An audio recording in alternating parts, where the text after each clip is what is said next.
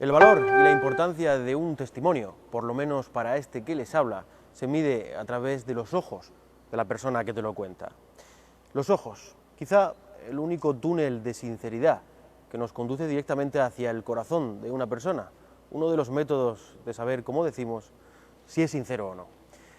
Esta noche, en Zona Cero, nos vamos a enfrentar a dos impactantes testimonios de dos personas que se encontraron con lo extraño, con lo imposible.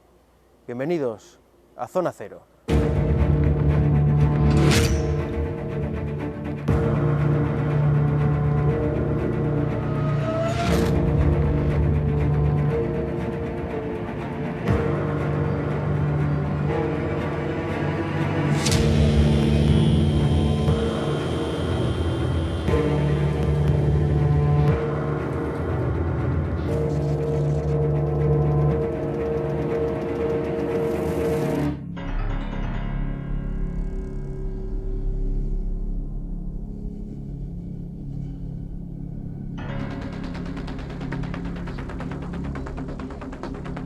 A medianoche aproximadamente, pues recuerdo perfectamente que se presentaba a los pies de mi cama una figura femenina.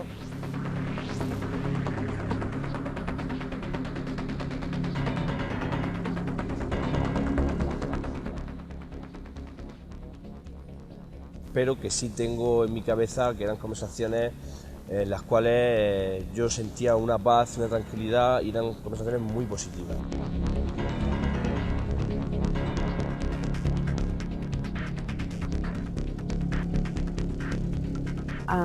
Al cabo de un minuto o así, de repente veo a una figura muy parecida a la que es mi amiga.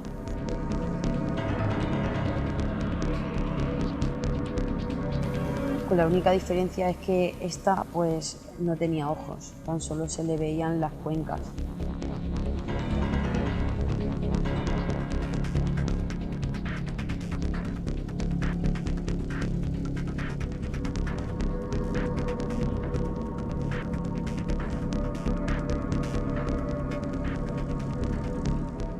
Muchas veces los milagros cuestan mucho de explicar, ¿no? Y yo siempre he dicho que para el que tiene fe no necesita explicaciones, para el que no tiene fe pues no hay explicación, ¿no? Porque todos los sucesos que han ido pasando pues se ven desde la fe.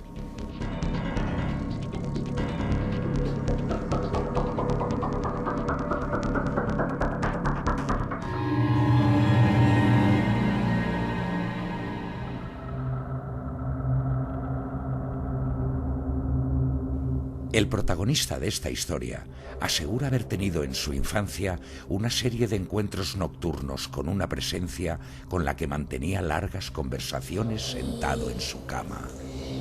Hijo, el pilla-pilla. Lo que más me gusta de mi padre es que cuando nos vamos al campo perseguimos lagartijas.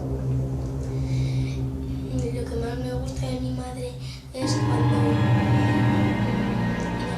José López Almagro, buenas noches. Muy buenas noches, querido amigo Benjamín. Tengo que reconocerte que la primera vez que me contaste tu historia se me pusieron los pelos de punta e imagino que esta noche a más de un espectador le vas a provocar, creo que esa misma sensación. Tu historia, si no recuerdo mal, comienza o tiene lugar a mitad de los años 90, ¿verdad? Efectivamente. Cuando os trasladáis toda la familia a una nueva vivienda. Sí. Cuéntanos, ¿qué pasa a partir de ahí? Sobre los 4 años y medio que yo tenía, es decir, nos trasladamos a una casa de la huerta de Patiño, de la pedanía de Patiño, y bueno, pues nos trasladamos a vivir allí, mis padres, mis 2 hermanos y yo. Yo, como digo, tenía 4 años y medio cuando llegué a vivir allí. Ocurre cuando, bueno, yo empecé durmiendo en una habitación común con mis 2 hermanos, yo tengo 2 hermanos mayores, y bueno, desde los 4 años y medio hasta los 7, aproximadamente 8 años de edad, ¿vale? Estoy durmiendo con ellos en la misma habitación, en la cual, pues bueno, pues toda una vida tranquila y sin ningún problema. Todo viene cuando, bueno, pues sobre esa edad, 7, 8 años, pues bueno, salgo y me independizo, entre comillas, de la habitación. Y esa es la habitación en la que empieza a pasar. Efectivamente, todo este fenómeno que, bueno, que os voy a contar. Bueno, no fue al principio de yo trasladarme a la habitación. me sucede al poco tiempo, no sabría decirte el tiempo exacto, pero bueno, pues durante las noches, cuando dormía plácidamente como niño que era de 7 o 8 años,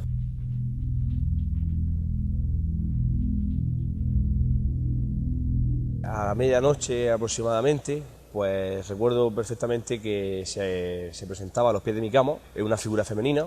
No tengo ahora mismo rasgos visuales de la cara y tal, puedo recordar que es lo que más tengo, que lleva el pelo largo, ¿vale? Y vestía como una especie de camisón.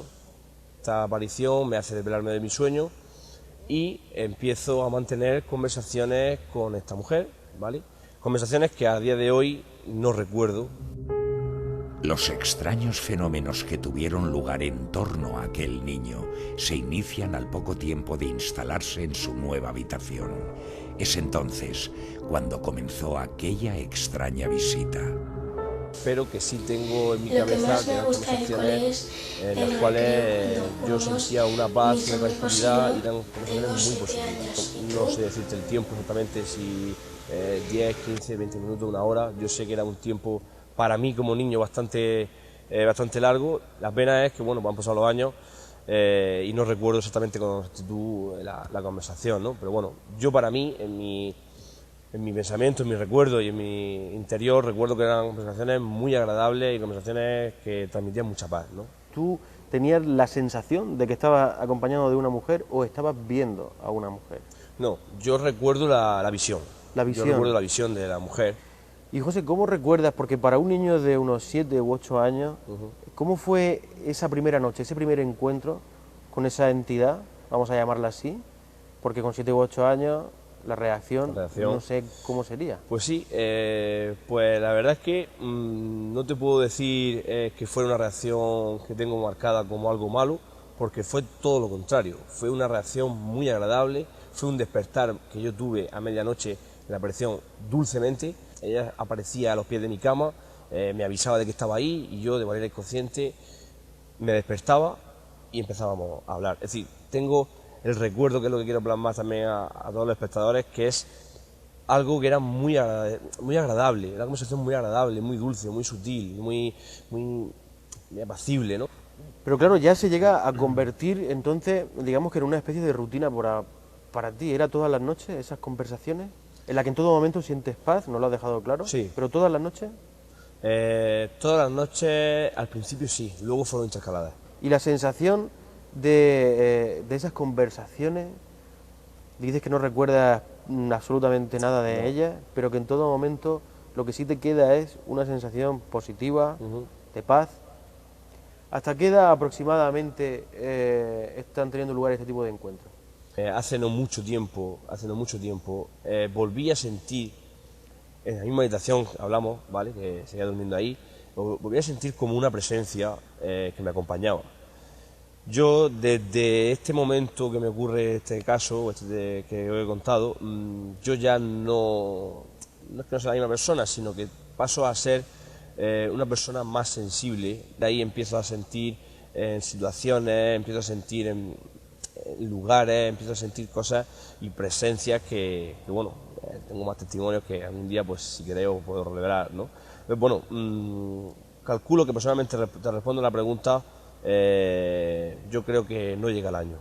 Me gustaría que nos contara durante todo ese tiempo, durante todas esas visitas nocturnas, ¿tu familia en algún momento se apercibió de ella?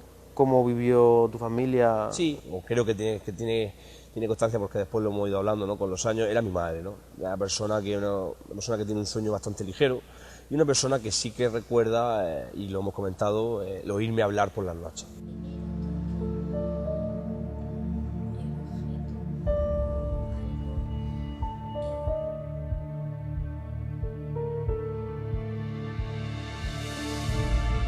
Recordaba que yo tenía conversaciones a medianoche de manera continuada, ¿no? Al principio achacó como que era simple sueño, pero cuando esas conversaciones fueron reiterándose día tras día, noche tras noche, comprendió que no era algo de un sueño, ¿no? Aquella extraña presencia y las conversaciones que nuestro testigo, siendo niño, mantenía con ella no pasaron desapercibidas para la madre. aunque probablemente con el ánimo de no infundir temor en el niño, prefirió no dar mayor importancia a aquellos encuentros nocturnos.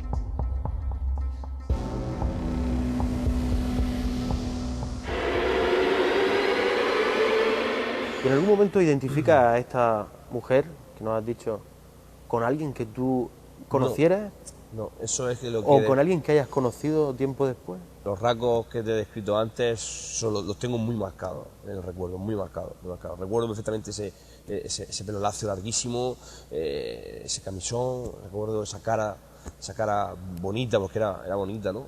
Y muy bella, pero no sabría decirte, no tengo ciencia cierta de decirte la relaciono con esta persona a día de hoy. No relaciono a nadie de este mundo con esa aparición, ¿no? A veces hay gente que ha pasado por este tipo de experiencias, como por la que has pasado tú, y que se pasa gran parte de su vida intentando encontrar una respuesta o un porqué, un porqué a mí, ¿no?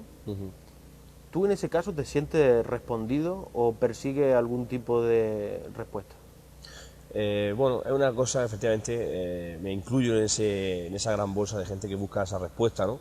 Yo la verdad es que a día de hoy me gustaría que esa mujer, aparición, pues me volviese a suceder, fíjate lo que te digo, ¿no? Porque me gustaría volver a retomar aquellas conversaciones que teníamos y volver a cerrar cosas, ¿no? A cerrar con ella momentos, vivencias que me contaba, que yo le contaba, y bueno, sí, la verdad es que muchas veces he añorado el despertarme y que estuviese ahí. De hecho, algunas veces todavía a medianoche me desvelo y vuelvo a mirar donde apareció, ¿no? Porque la habitación sigue exactamente estando igual que estaba cuando era pequeño. ¿En algún momento has vuelto a sentir esa presencia? He notado en años posteriores, en la adolescencia y un poco más en la madurez, alguna noche sí que he sentido o he notado como que había alguien más en la habitación, pero incluso hasta hace no mucho tiempo noté como que me acariciaban la espalda, ¿vale? Yo obviamente me desperté y tal, pero no conseguí ver a nadie dentro de la habitación. He sentido como que había alguien más en esa habitación conmigo, pero sin poder verlo de manera tan clara, ¿no? Como aquella visión que tuve cuando era niño, ¿no? Bueno, José, muchas gracias por venir a esta Zona Cero. Gracias a vosotros, de verdad, por invitarme y bueno, un placer estar aquí en este programa.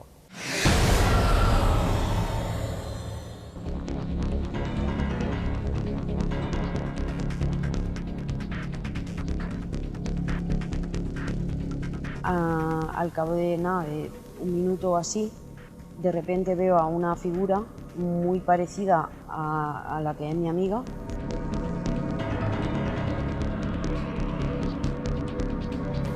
Pues la única diferencia es que esta pues no tenía ojos, tan solo se le veían las cuencas.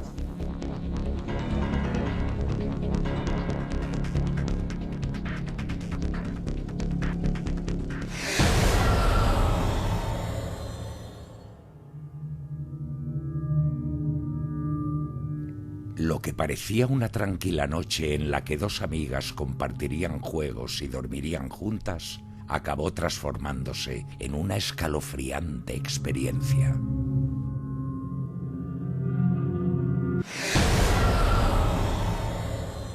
Estamos con Sonia Marcos. Sonia, buenas noches. Sonia tiene una historia que es realmente aterradora por momentos, diría yo. Todos los que la hemos escuchado ya hemos reaccionado de la misma manera. Todos nos ponen los pelos de punta. Esta historia tiene lugar aproximadamente en el año 99-2000. Tú eras apenas una preadolescente de 13-14 años.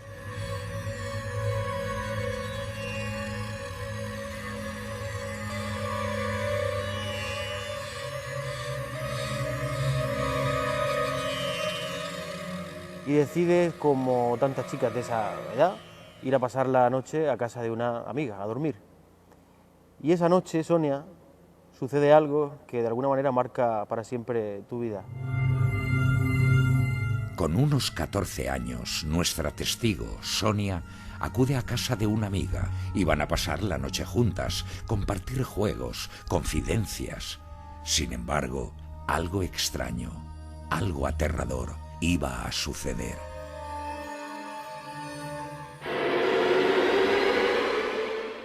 Me quedé a dormir en casa de mi amiga como una noche cualquiera. A eso de las 12 decidimos irnos a la cama y dormíamos juntas.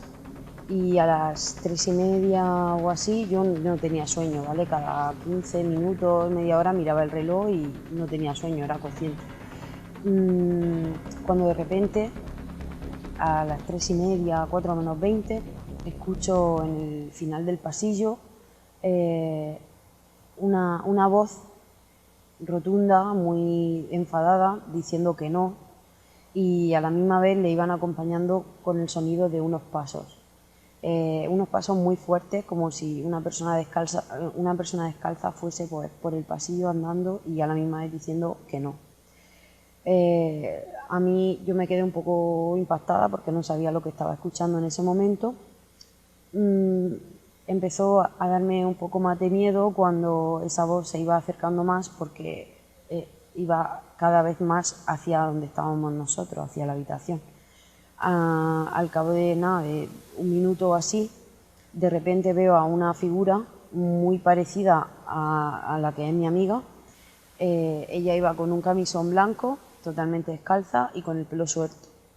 Lo que pasa es que cuando yo vi a este personaje, este ente, yo miré a mi amiga y era exactamente igual que ella, con la única diferencia es que esta pues no tenía ojos, tan solo se le veían las cuencas.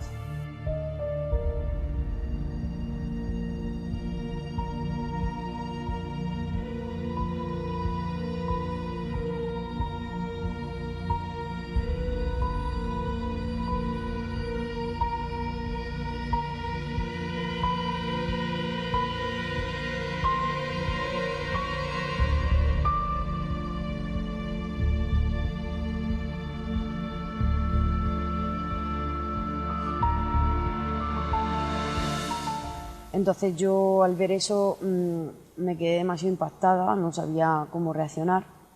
Este ente que tenía yo justo delante iba hacia el pasillo hasta que de repente, cuando se paró, giró la cabeza, me miró fijamente durante unos segundos, volvió a girar la cabeza y seguía su camino hacia el salón. Yo la voz la seguí escuchando hasta que en el salón ya se perdió. Y claro, yo me quedé un poco impactada al ver que lo que estaba viendo justo enfrente era exactamente igual que mi amiga. En ese momento yo decidí despertarla, tenía sueño, me dio la espalda y siguió durmiendo. Entonces yo, como pensaba que eran imaginaciones mías, pensé, al día siguiente se lo cuento.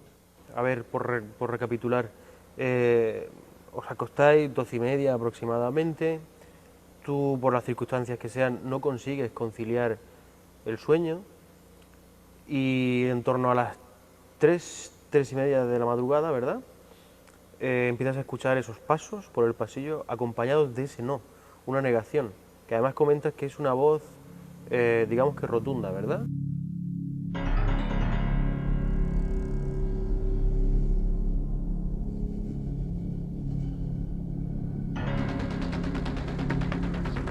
Tras horas de diversión, las dos amigas deciden irse a la cama, pero Sonia no puede dormir.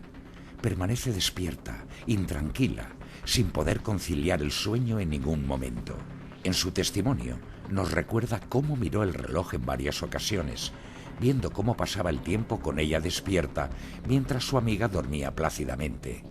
Bien entrada la madrugada, sucedió algo que la marcaría para siempre.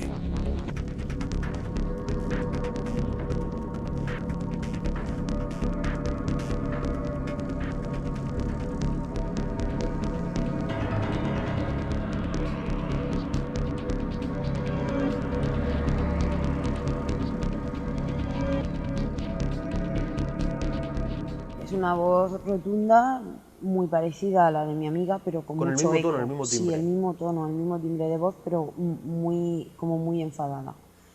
Se para en el quicio de la puerta, tú en ese momento estableces contacto visual directo y ella, esa presencia, ese ente, gira su cuello y dirige esa mirada que por otra parte es tan aterradora, vacía, de cuencas oscuras, hacia ti. Mantiene la mirada unos segundos hacia ti, Sí, tú le mantienes la mirada y después continúa su tránsito. ¿Sigue con el no a partir de ese momento? seguía con él. Lo seguía manteniendo, ¿no? En un principio, cuando ella me miró, me impactó porque era exactamente igual que mi amiga. Entonces yo giraba la cabeza y decía, tiene que ser imposible, porque lo que estoy viendo es exactamente igual que ella. Bien, seguidamente, imagino que, no sé si te invadió el pánico, el temor, o por el contrario, permaneciste tranquila. Pues curiosamente, esa misma noche yo pude conciliar el sueño pasados 10-15 minutos más tarde, porque pensaba que era producto de mi imaginación. Es decir, lo que no te había pasado hasta ese momento, hasta las 3:30, que no podías conciliar el sueño, a partir de esa visión, digamos que tu cuerpo entra en un estado de relax, te quedas profundamente dormida hasta la mañana siguiente. Y a la mañana siguiente, cuando despiertas, Sonia, ¿qué sucede? ¿Cómo es esa conversación con tu amiga? Pues decidí cuando me despertase contarle lo que me había pasado esa noche, porque yo creía que era producto de mi imaginación, pero aún así quería corroborarlo con ella para ver si esto era, que era lo que me había pasado. Entonces le conté, oye, mira, anoche me pasó esto, y mi amiga de repente empezó a llorar, se puso blanca, histérica. Entonces yo intenté calmarla, la cogí de los hombros, la parí y le dije, pero ¿me quieres decir qué es lo que te pasa? Entonces ella, entre llantos, me dijo que de pequeña tenía una hermana gemela y se murió. Dato que hasta ese momento tú desconocías por completo. Exactamente. ¿Y ella cómo te cuenta esto? ¿Cómo ella una situación que por lo que das a entender quizá era ya habitual para ella, pero se pone nerviosa? Anteriormente a eso, puesto que teníamos 13 años, no le habían ocurrido prácticamente nada. El problema o lo que ella sí que no pudo conciliar el sueño más tarde fue a partir de ahí. A partir de ese momento. Y claro, ella en un principio sabía perfectamente lo que era. Su madre le contó, pero era algo como muy en secreto, muy familiar. Ella le contó que ella tenía una hermana gemela y se murió al nacer. Curiosamente, la persona que se veía como más fornida, con más ganas de vivir, era la hermana que murió, y la que estaba como más delgada y como más enferma era la que vivió. Lo que yo pude ver claramente era su hermana. Y hasta donde tú sabes o hasta donde tú nos puedas contar, en el entorno familiar de esta persona, ¿esta presencia, esta aparición es algo común? Se puede decir que sí, porque no es la única vez que le ha pasado después, sino, bueno, también quería decir que a ella jamás se le ha aparecido. A ella directamente, a la hermana nunca, siempre. No, solo se le aparecen a las personas que la rodean. Entonces, lo más cercano que ha tenido ella, pues no hace mucho, hace cosa de un año, sus compañeras de piso estaban durmiendo en casa, y cuando una de ellas se fue al cuarto de baño, se dio cuenta que al final del pasillo, en teoría, estaba ella. Entonces dijo su nombre y esta desapareció. Curiosamente a su compañera le ocurrió lo mismo que a mí. Ella dijo, bueno, pues esto es algo que me lo estoy inventando, algo que... Hasta que al día siguiente en la comida, pues hablándolo todas las amigas, le dijo, anoche me pasó esto, y mi amiga dijo, vale, esto es imposible porque yo anoche no me quedé a dormir en casa. Para ti desde esa noche, Sonia, ¿hay algo que cambie para ti personalmente? A partir de ese momento considero que hay que tener un poco más de... Yo creo ahora en todos estos temas paranormales, puesto que me ha pasado a mí misma. Hay muchas personas que son escépticas y hasta que no les ocurre algo, pues no creen. A mí realmente me impactó tanto que llevo pues 14, 15 años relacionada con estos temas, viendo casos. ¿Y cómo vive una preadolescente de 13, 14 años, digamos que esa mañana, cuando despertáis juntas y tenéis esa conversación y ella te confiesa eso, ese dato de la hermana gemela, ¿cómo reaccionas tú? ¿Cómo con 13 o 14 años se puede asimilar o se asume la experiencia que viviste? Pues todo lo calmada que estaba esa noche, al día siguiente cuando me contó la historia, fue todo lo contrario.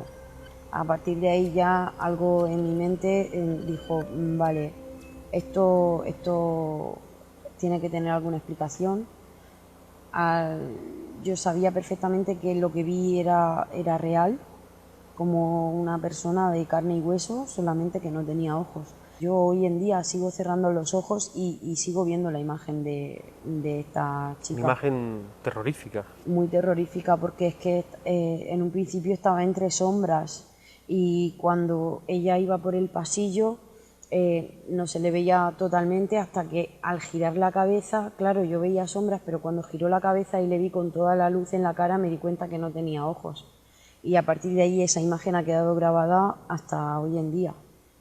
Y los 2 primeros meses no pude casi conciliar el sueño, me dormía, tenía pesadillas, me despertaba de madrugada con sudores fríos y la verdad es que en un principio me costó un poco adaptarme a lo que había visto y luego ya lo tomé como algo natural. La verdad es que la imagen es terrorífica, ¿no? Imagino que pese a los años transcurridos, 13, 14 años ya, todavía podrías ser capaz de cerrar los ojos y traer esa imagen, o incluso con los ojos abiertos, traer esa imagen a tu mente, ¿verdad? Sí, yo es que me acuerdo con total nitidez. Tú imagínate que es como una, no es una sombra como a otras personas le ha ocurrido. Yo te podría decir que es una persona de carne y hueso sin ojos, tal cual. Terrorífico.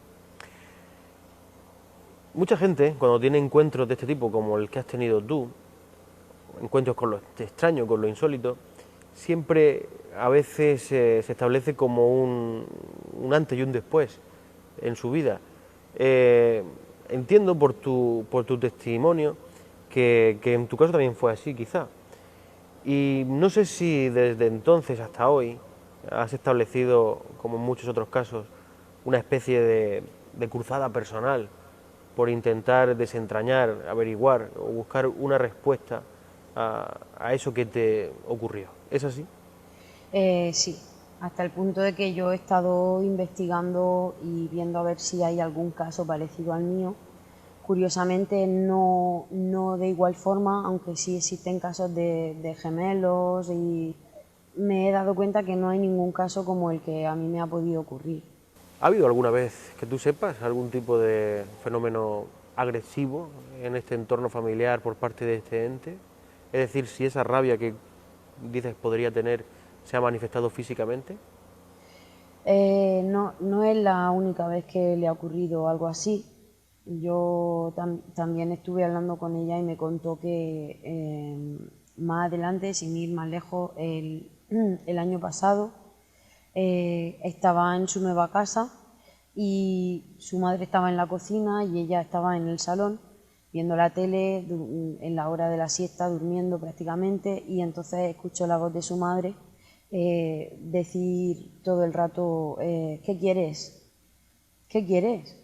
Y al cabo de 3 o 4 veces ya mi amiga cuando se levantó y le dijo, voy a ver qué es lo que le está pasando a mi madre, que está hablando sola. Se dirigió a la cocina y le dijo, mamá, que estás todo el rato diciendo que qué quieres. Y entonces su madre le respondió, pues tú, que me estás diciendo mami, mami, mami, todo el rato. Entonces le dijo, eso es imposible porque ella estaba en el salón viendo la tele. Bueno, Sonia, muchas gracias por venir hasta Zona Cero, por compartir con nosotros y con todos los espectadores un testimonio tan escalofriante que creo que ha puesto los pelos de punta a más de uno. Y te doy las gracias porque muchas veces es difícil tener el atrevimiento y las arrobas necesarias para venir hasta una televisión y dar un testimonio así. Muchas gracias, Sonia. Muchísimas gracias a vosotros por haberme llamado y poder ser partícipe también del programa. También me gustaría decir que si hay alguna persona que le ha ocurrido algo parecido a lo mío o hay alguna historia, que no tengan miedo en contarlo, porque esto lo bueno que tiene es que no debería de ser tema tabú y que la gente esté más abierta a poder contar este tipo de cosas. Sin duda que sí. Muchísimas gracias. A ti, Sonia. Buenas noches. Hasta aquí nuestro tiempo tan especial dedicado a estos impactantes testimonios que hemos conocido hoy en Zona Cero. Pero no se vayan, porque continuamos con la siguiente historia.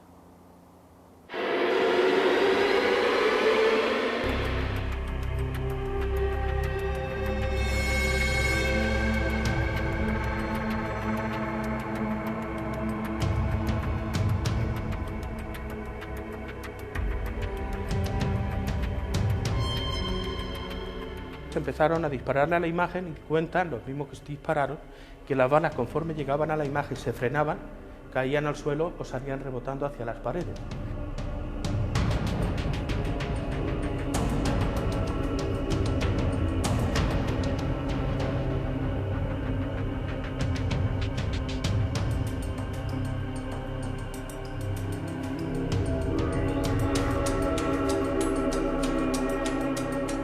Se dicen que allí había una pequeña capilla con la imagen de Santa Ana y allí empezaron a vivir los frailes.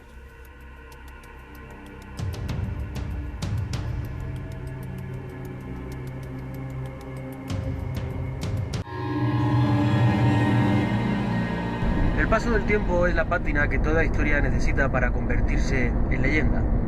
El lugar que vamos a visitar tiene 5 siglos de presencia y, como podéis imaginar, esos 500 años dan lugar a todo tipo de historias y leyendas.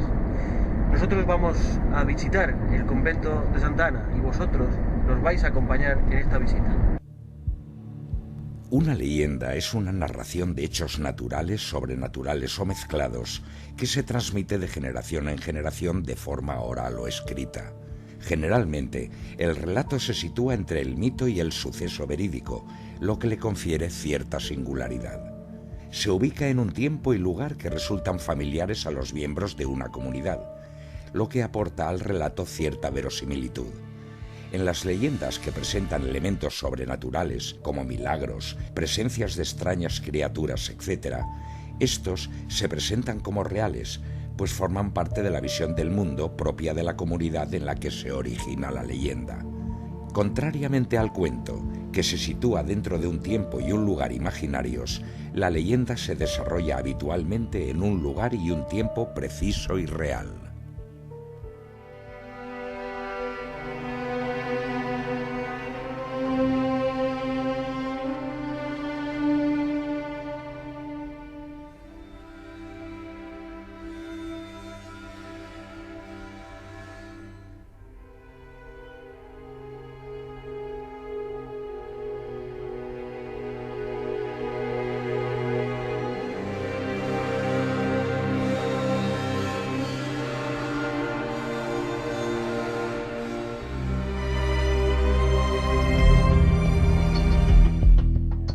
Situado al amparo de la Sierra del Picacho, a 5 kilómetros de Jumilla, encontramos el monasterio de Santa Ana, un lugar de recogimiento espiritual y un testimonio peculiar del pasado que sigue vivo tras más de 5 siglos de historia.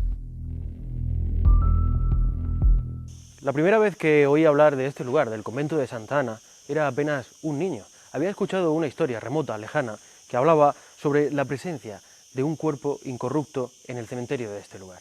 Era así, el padre Félix, un fraile que había muerto aquí, fue enterrado en ese cementerio, y yo vine buscando esa historia. Sin embargo, a modo que visitaba el lugar, a modo que iba descubriendo nuevas cosas, nueva historia, nueva documentación sobre este convento, me di cuenta de que era un lugar que estaba plagado de curiosas leyendas e historias. Acompañadme y las conoceremos.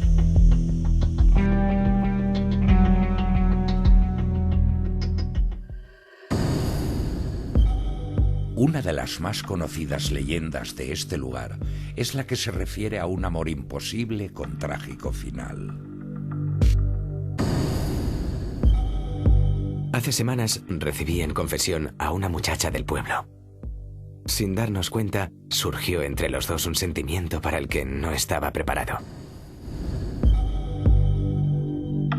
y comenzamos a vernos a escondidas.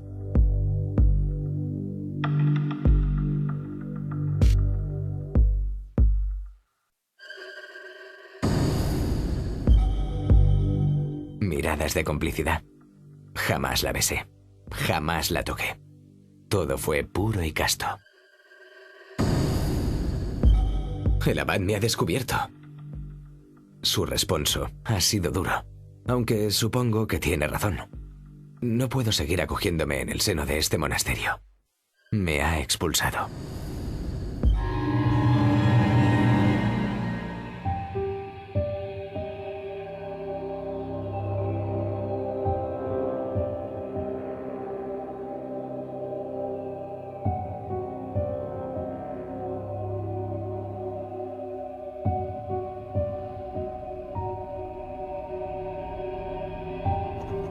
El recuerdo de este monasterio siempre estará conmigo.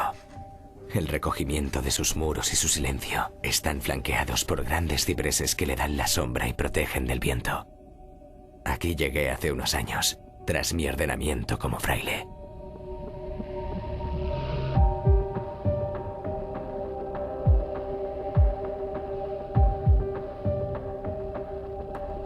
En 1573 fue la fundación, o cuando los frailes franciscanos llegaron aquí a Jumilla.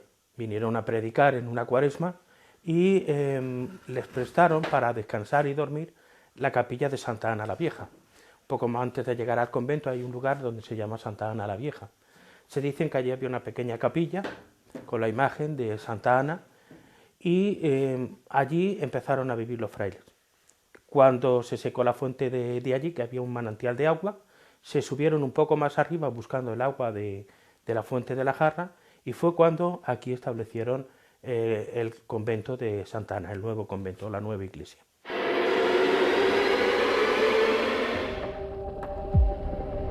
Siempre recordaré las cenas en el comedor, con el resto de mis hermanos, en silencio. Las reflexiones mientras observaba el cuadro de Bartolomé Román. En él se puede ver a Jesús en el desierto enfrentándose a las tentaciones que le ofrecen los ángeles. Amarga ironía para mi actual situación.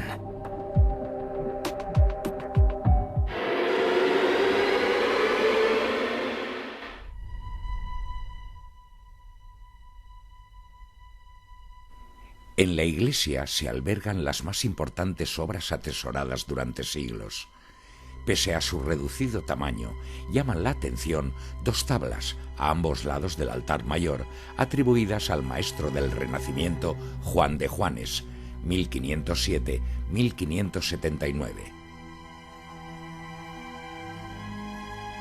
La capilla del Cristo amarrado a la columna acoge la imagen esculpida por Francisco Salcillo, Murcia, 1707-1783, por cuyo trabajo cobró 1.500 reales. Bueno, pues San Pascual Bailón estuvo viviendo aquí 3 años y medio.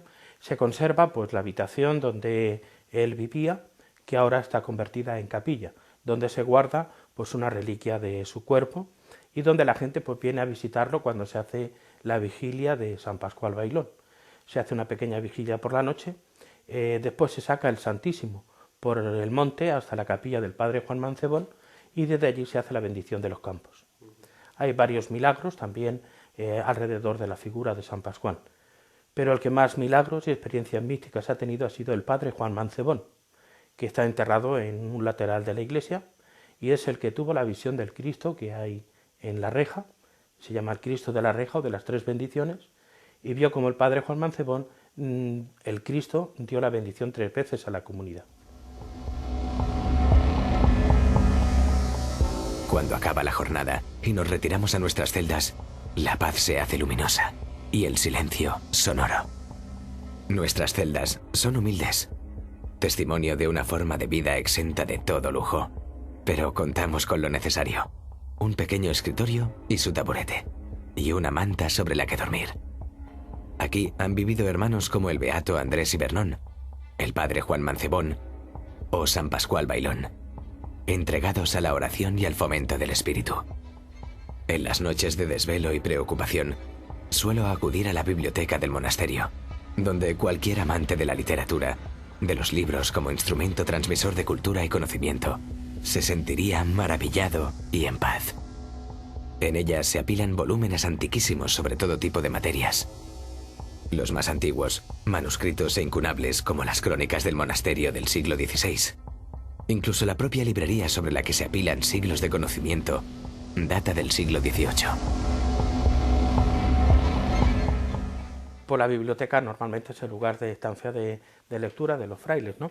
Ellos guardan muchos libros antiguos, muchos manuscritos, aunque ya todo lo más antiguo se ha llevado a Murcia, ¿no? Que es donde tenemos, o donde estaba nuestra sede, y allí se han ido recogiendo para catalogarlos y para tenerlos en un lugar pues mejor ambientado que aquí en Jumilla, porque aquí la carcoma, el polvo, la humedad, pues se van estropeando.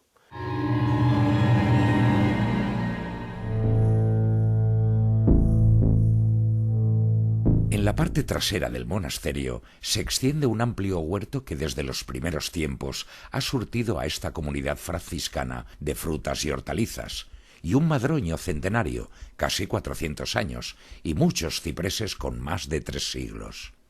7 ermitas jalonan el huerto, construidas la mayoría por los propios frailes en 1602 y destinadas a la oración, el retiro o incluso la penitencia física.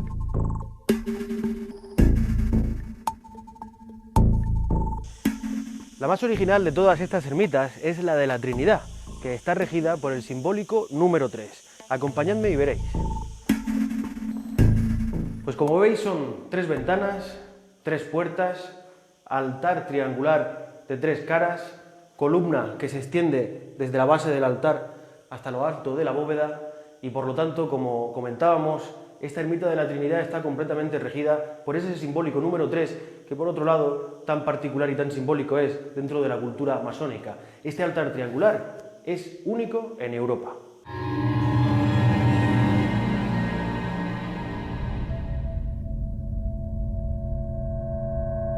En el segundo año de mi estancia en Santa Ana, recibí el cometido de trabajar en el museo. Sin duda, un lugar que da fiel testimonio del pasar de los siglos por el monasterio. Un total de 10 salas con algo más de 5.000 piezas de diversa índole, naturaleza y origen. Objetos traídos desde multitud de lugares del mundo, piezas singulares, la conservación de antiguos enseres y útiles de la vida del convento.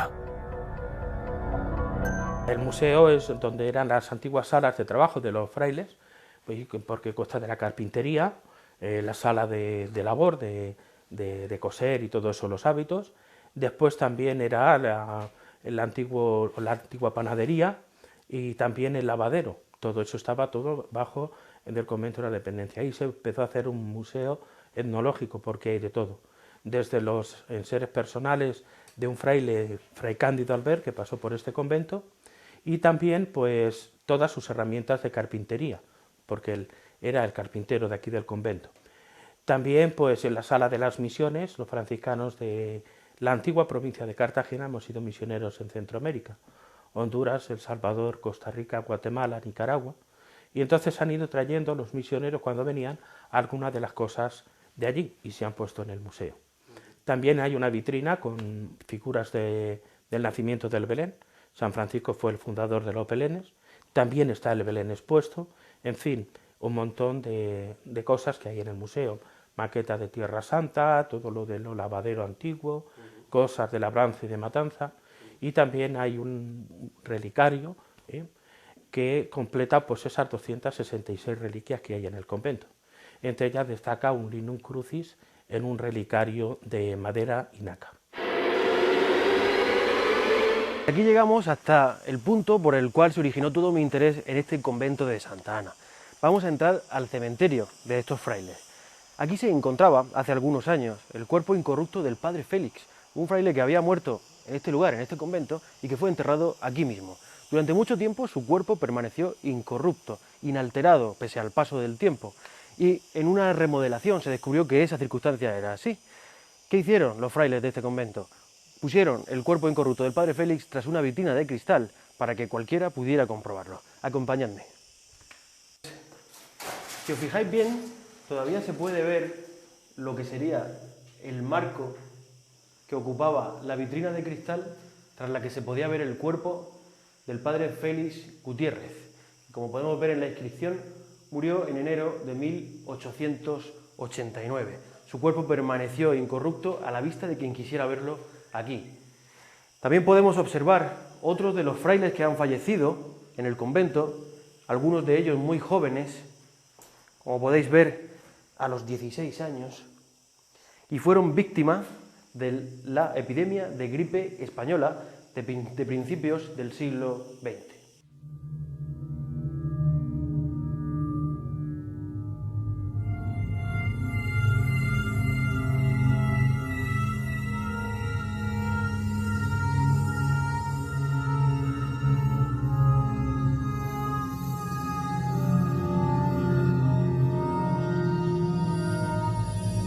Bueno, pues el padre Félix fue el que en la exclaustración estuvo de sacerdote en la parroquia de Santiago y el que cuidó de este convento. Era franciscano, pero en la exclaustración los frailes se tuvieron que marchar de aquí y él se quedó como sacerdote en la parroquia de Santiago. Cuando se descubrió su sepultura, su cuerpo estaba incorrupto y estuvo expuesto mucho tiempo en una vitrina, pero a veces la gente pues no comprende, sacaban burla, entraban al cementerio y al final se tuvo que tapar. Pero no es él solo el que hay incorrupto, hay muchos más. Lo que pasó en la guerra de 1936. Aquí, como en muchas partes de España, entraron a las iglesias a quemar, a romper y a destruir. Entonces aquí a esta iglesia también entraron, tuvieron aquí al coro y desde la iglesia empezaron a dispararle a la imagen que tenemos aquí, que se llama de la reja o de las tres bendiciones. Entonces empezaron a dispararle a la imagen y cuentan, los mismos que dispararon, que las balas conforme llegaban a la imagen se frenaban, caían al suelo o salían rebotando hacia las paredes. Solamente una en el hombro, que veis un lunar blanco que tiene en el hombro, pues fue ahí donde le rozó la bala. Cuentan que el Cristo se movió en la cruz y hasta incluso abrió los ojos. Se fueron asustados del convento y aquí permaneció el convento los 3 años de la guerra sin romper ni destruir.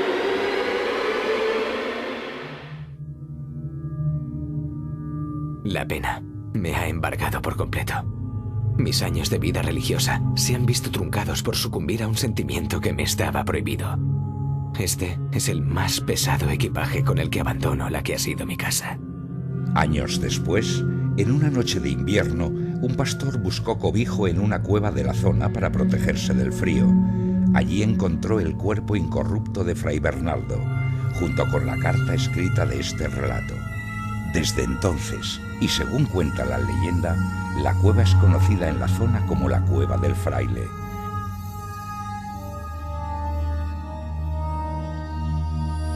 Muchas veces los milagros cuestan mucho de explicar, ¿no? Y yo siempre he dicho que para el que tiene fe no necesita explicaciones, para el que no tiene fe pues no hay explicación, ¿no? Porque todos los sucesos que han ido pasando pues se ven desde la fe. En 1573, este enclave, el convento de Santa Ana, lleva dando presencia y testimonio del pasar de los años. Son 5 siglos en este lugar, en esta montaña, un lugar que sin duda alguna emana cierta energía telúrica que llega desde la propia entraña de la montaña. El convento de Santa Ana seguirá siendo testigo del tiempo, de la historia y de la leyenda, aquí, en Jumilla. Nosotros seguimos camino de nuevas aventuras y de nuevas leyendas dentro de Zona Cero. El monasterio de Santa Ana en Jumilla sigue contando el paso del tiempo y entre sus muros, con más de 5 siglos de presencia, sigue escuchándose el silencio por el que brota la historia y la leyenda.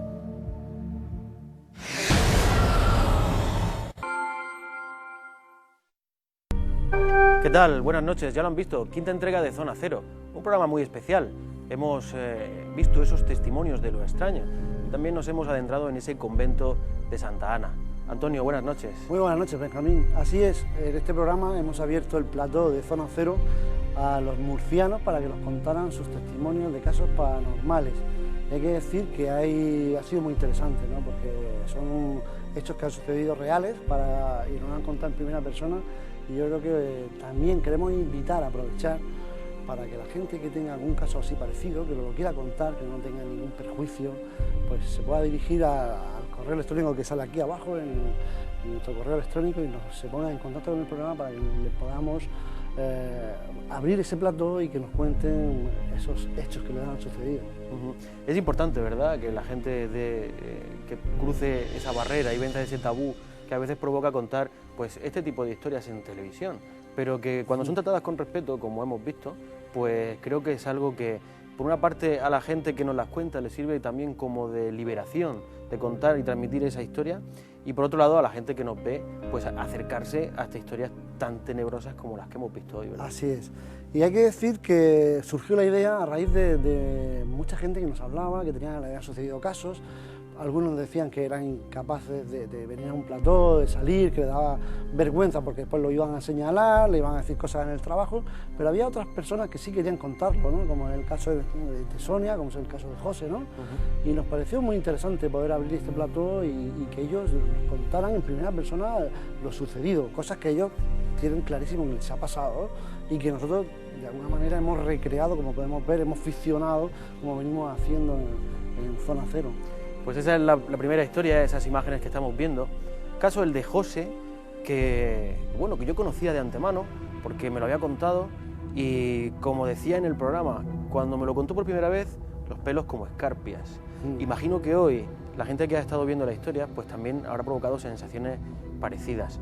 Fíjate, solo un niño era José, cuando le ocurre todo esto, 7 u 8 años tenía, y él lo cuenta que lo vivía con una naturalidad pasmosa, ¿verdad? Lo recuerdas, ¿no? Sí, y aparte de un hecho que se ha vuelto a reproducir en el tiempo, le pasó hace unos 25 años aproximadamente, y tan solo hace un año él ha vuelto a vivir esos hechos en la misma habitación, se han reproducido, y es algo que él todavía, digamos, tiene nostalgia.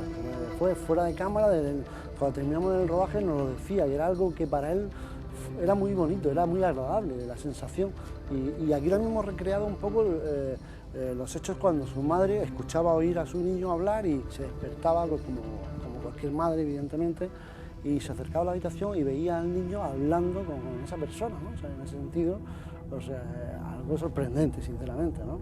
Sí, porque José nos decía que para sorpresa creo que de muchos, que con esos 8 años él lo vivía no solamente con naturalidad, sino que el recuerdo que él tiene de esas situaciones es de una completa y absoluta paz, de positividad, lo cual dice mucho, porque cualquiera que pudiera tener una experiencia con la edad con la que él pasó esto, pues a lo mejor podría tener una sensación o un recuerdo negativo, de temor, de miedo.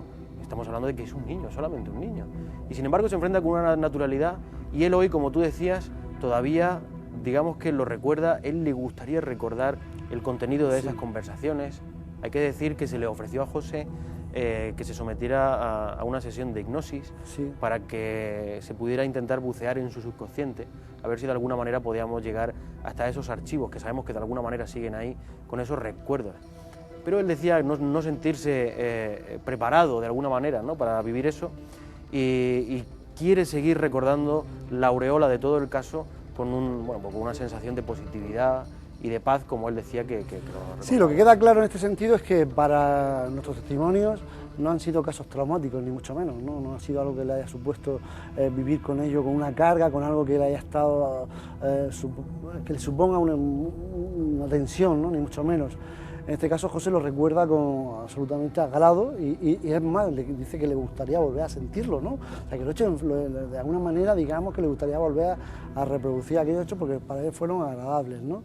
Y el caso de Sonia también es parecido, ¿no? Es algo que ella le sigue de alguna forma, le gustaría tener una explicación, pero no es traumático en ningún sentido para ninguno de los dos, ¿no? En el caso de José es bastante particular, porque a partir de vivir esas situaciones, todos estos encuentros nocturnos tuvieron su mayor intensidad pues durante un año, él nos lo ha dicho en la entrevista, y también nos decía que a partir de ese momento, digamos, que se produce algo transformador en su vida, y es que desde ese momento él comienza a tener, digamos, que una sensitividad especial hacia este tipo de entidades.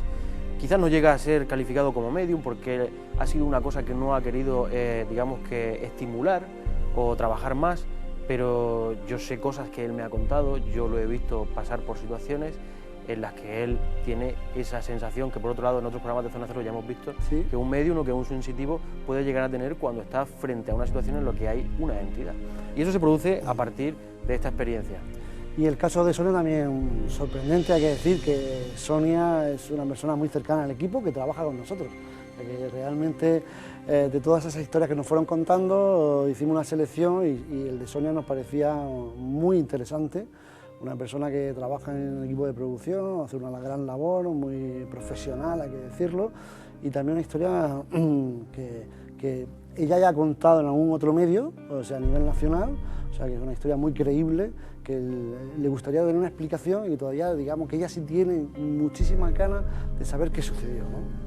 Es que ese es un hecho común que se da a veces en este tipo de testimonios como el de José y como el de Sonia. El que ellos, a partir de vivir esas situaciones, establezcan como una especie de, no sé si decir como cruzada personal, por dedicar a partir de ese instante de su vida, en cierta medida, a buscar una respuesta o a intentar buscar un porqué a mí o qué es lo que me sucedió.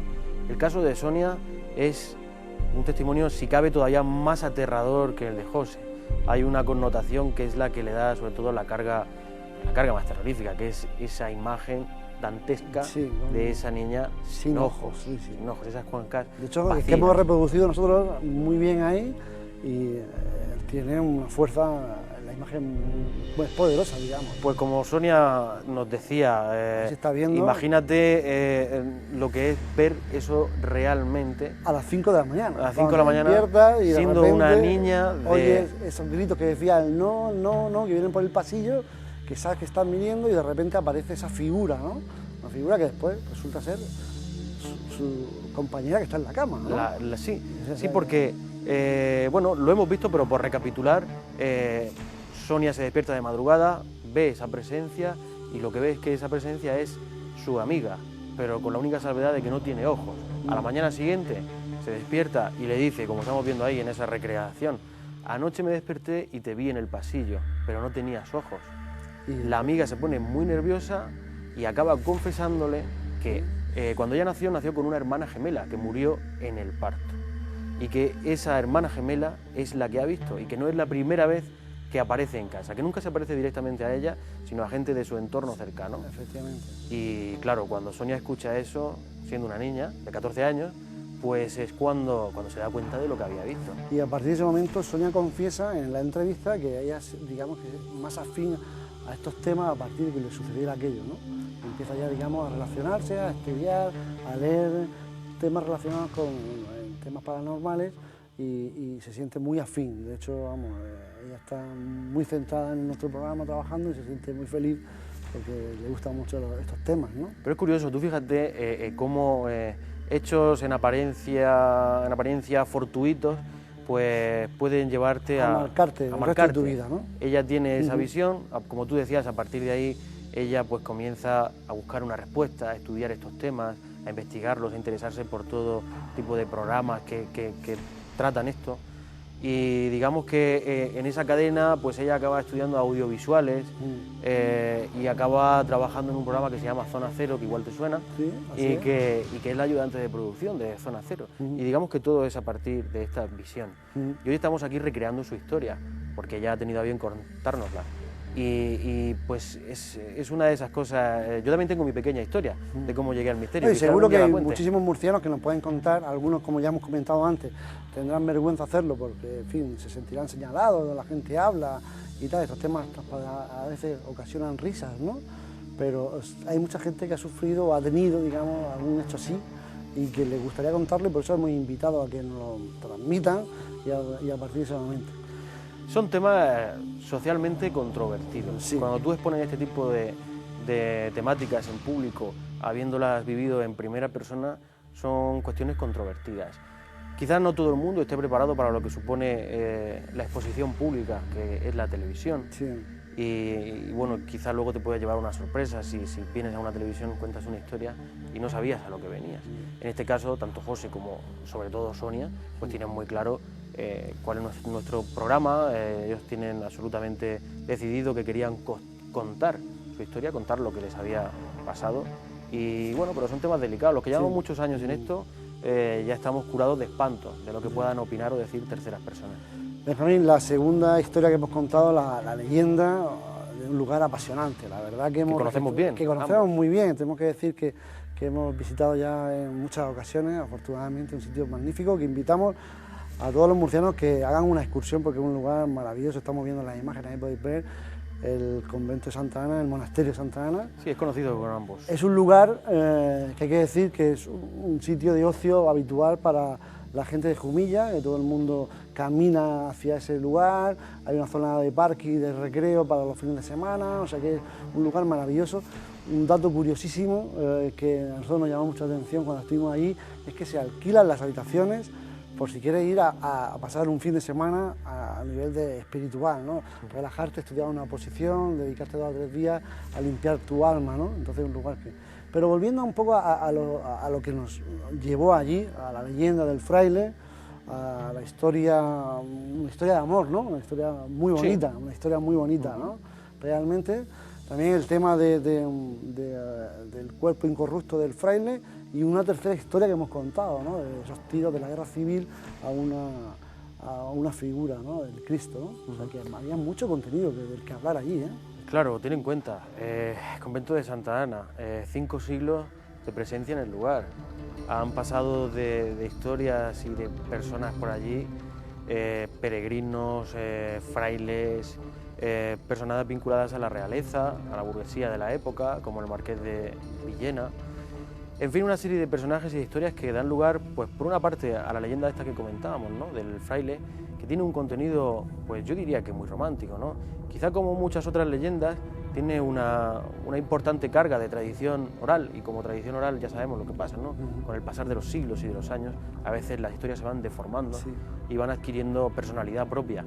Pero los frailes la recuerdan, Sí, sí, ahí es verdad. Y está recogida también en las crónicas del cronista de Jumilla como una de las leyendas arraigadas a este convento de Santa Ana. Ahí estamos viendo las imágenes de la recreación del momento donde él se encuentra fuera de los muros con, digamos, la persona su amada, ¿no? O sea, y dice que es un amor puro porque nunca la tocó, nunca la besó, pero fíjate lo que supone el amor en cualquier persona, ¿no? Puedes dejar tu convicción totalmente de lo que estás luchando por una persona, por una amada, ¿no? En este sentido, ¿no? Es muy bonito, la historia en sí es realmente bonita, ¿no?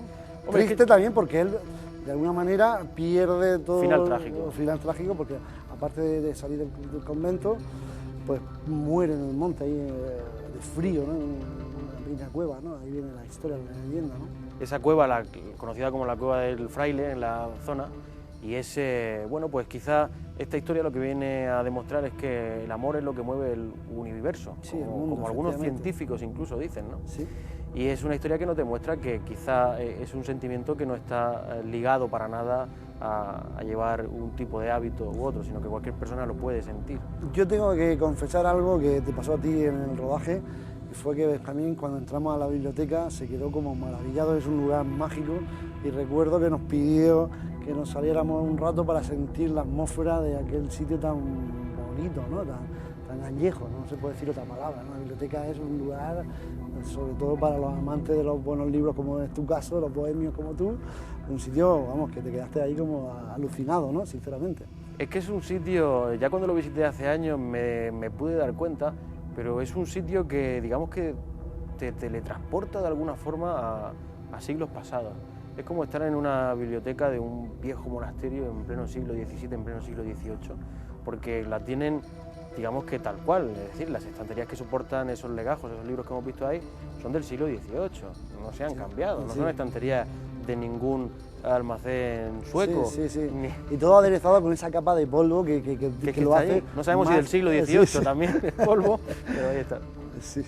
Y después hay algo que no se puede dejar de hablar de ello, también es un poco la importante carga patrimonial que tiene el sitio, ¿no? O sea, que realmente tenemos obras muy importantes, no solamente libros, sino también hay salcillos, hay obras de Roque López, y hay un legado magnífico, por no hablar de lo que es el museo. el museo, como ellos mismos definían, algo así como el mayor museo caótico, histórico caótico de Europa, ¿no? Sí, sí, sí. Pues son 10 salas, más de 5.000 objetos y cada objeto de... Traídas muchas por hermanos suyos, frailes que han hecho las Américas, que han venido, que han estado en otros países, han ido trayendo pequeños objetos, también devotos que han ido trayendo y han ido donando desde todo, ¿no? Ya de todo, desde cosas indias, de todo tipo, ¿no? Pero lo que sí es cierto es que hay mucha obra en una capilla muy pequeñita, o sea, lo que es la iglesia es muy pequeña pero muy bonita, ¿no? Estamos muy cargadas. Sí, es lo que se diría muy coqueta, ¿verdad? Sí. Un sitio muy coqueto. Y lo que tú decías, mires al ángulo que mires de esa pequeña capilla, pues tienes una obra de arte, tienes un cuadro, y todo con un valor histórico, artístico, creo que importante. Y bueno, la obra de Salcillo, como tú has dicho, de Roque López, y una parte que fue la que primero llamó la atención, que fue la que hizo de imán para que yo conociera por primera vez este lugar, y es el cementerio, ese pequeño cementerio, esa cripta que tienen bajo el altar, que quedaría situada bajo el altar, y en la que estaba tiempo atrás, años atrás, ahora ya no, expuesto el cuerpo incorrupto del padre Félix. Expuesto allí durante muchos años y que, como el propio fraile nos decía, pues al final fue cerrado, fue tapiado, porque bueno, pues había personas que quizá hacían mofa, hacían comentarios, incluso creo que ha habido incluso algún asalto al cementerio para hacer pintadas y para hacer cosas de malo. Hay que decir que ese tema en cuestión no se debe ni mucho menos a un milagro. El cuerpo incorrupto se debe a unas condiciones climáticas puntuales que hacen que el cuerpo se quede así, ¿no? En ese sentido. Lamentablemente no se puede ver actualmente, ¿no? Pero vamos, que sí que es algo que no se debe de achacar a un milagro ni mucho menos, ¿no? Ellos mismos nos lo decían fuera de cámara y es algo que tampoco tienen problema en decir ante la cámara seguramente, ¿no? Pero aquí es que muy probablemente la incorrupción del cuerpo del padre Félix pueda ser debido a las particulares condiciones climatológicas que hay en el monasterio de Santa Ana, en este convento de Santa Ana. Es un lugar en el que tenemos un invierno y un verano muy secos, muy fríos, muy caluroso, muchísimo frío en invierno, eso es algo que se encargaron muy bien de recalcarnos, ¿verdad? Y que hace que, bueno, pues que este cuerpo pues tenga esas características, porque según nos ha dicho, es que no es el único cuerpo que hay incorrupto en esa cripta. Quizá por el nivel de importancia del padre Félix fue el único que se expuso, pero hay más. Entonces, no se sabe muy bien. Todo visto desde el ámbito de la fe, ya sabemos que tiene esta tesitura. Lo cierto es verdad que el lugar es maravilloso, es un sitio que merece la pena, como hemos dicho al principio, una visita. Pertenece a la Orden San Pedro de Alcántara, que siempre hacía, digamos, pequeños monasterios apartados de la población, unos 7 kilómetros, 5 o 6 kilómetros, y esto efectivamente reúne esas características. Está en un lugar muy bonito, con muy verde, y es un lugar que merece muchísimo la pena una visita y conocerlo de primera persona. Yo creo que en este sentido el programa Zona Cero ha abierto una vez más los ojos a muchas personas que pueden seguir los pasos del programa, ¿no? Sí, y también creo que nos ha dado ideas a más de uno por si hay que retirarse, como tú decías antes, en algún momento en el que necesitemos un reposo espiritual, pues es un lugar al que acudir sin duda. Yo siempre he tenido sin televisión, sin internet, sin muchas condiciones. De hecho, hemos visto ahí cómo vivía el fraile en su celda, eso es real, o sea que eso no lo hemos inventado para nada. Una pequeña vela, una manta en el suelo. Una vida muy austera. Austera total. No es el caso de actualmente, ¿verdad? Pero sí hemos visto sus habitaciones y tienen una cama, pero básicas. Son básicas. No hay mucho más. Básicas. Ellos buscan, entiendo que conectar más cuerpo y alma con la naturaleza. Algo que por otra parte en estos tiempos es algo que tenemos tan olvidado y que creo que es necesario de cuando en cuando que podamos acudir a lugares o enclaves como este, en el que nos hace recordar de alguna forma que la tierra no es nuestra, que, en fin, que pertenecemos a ella, que formamos parte de ella, pero que no nos pertenece. Y el patio también muy interesante, ¿no? Las capillas que hay en el patio, sobre todo la que hemos tratado, ¿no? O sea, la ermita de la Trinidad. Efectivamente, o sea, ese altar triangular, esas 3 ventanas, 3 puertas, le da una... Voy a lanzar desde aquí una idea para los escritores murcianos que quieran ahondar en esto y elaborar una obra digna de Dan Brown con Código Da Vinci. Altar triangular único en Europa, número 3, ligado directa e intrínsecamente a la masonería, a lo templario, y el virrey de... bueno, ahora mismo no recuerdo el nombre, el virrey de Villena, que fue el que estuvo allí, es una persona muy ligada a la masonería de la época.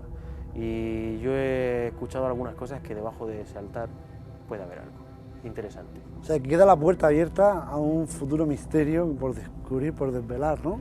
Sin duda, argumento literario como mínimo. Sí, sí. Eso como mínimo. Hay guión. Y si los frailes nos dejan ir a levantar el altar, cosa arte improbable, pues lo podríamos desvelar en Qué dudo, efectivamente, pero bueno, como tú bien decías, un lugar que reúne características para escribir una obra literaria, para relajarse, para pasar una semana, para estudiar una posición o bien simplemente para depurar el alma, que a todos nos hace falta, ¿eh? Sí, pues sí, nos hace falta.